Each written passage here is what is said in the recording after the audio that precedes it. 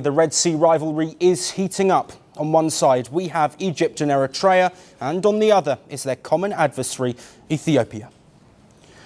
Cairo and Asmara have joined hands to boost regional trade by linking their ports on the Red Sea.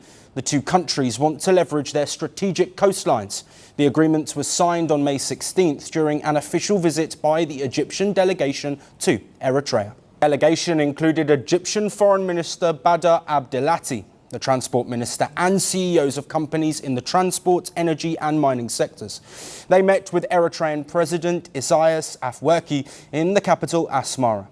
Egypt's Foreign Minister hailed the historic ties between both countries. Regarding security in the Red Sea, Abdelati's message was clear. He said the security and management of the Red Sea remains the exclusive responsibility of littoral states, and that non-littoral nations should refrain from interfering. Though the Egyptian Foreign Minister mentioned no names, his comments were seen as thinly veiled jabs at Egypt's arch-rival, Ethiopia. በምዕራብ በኩል ውሃ እንዳንገድብ እንዳንጠቀም ይደረጋል። በምስራቅ በኩል ወደ ባህር እንዳንወጣ ይደረጋል። አስተባባሪ አለው።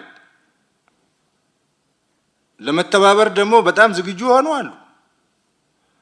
ኢትዮጵያ ምን እንዳደረገች እኔ አያገባኝም እዚህ ቀጠና ላይ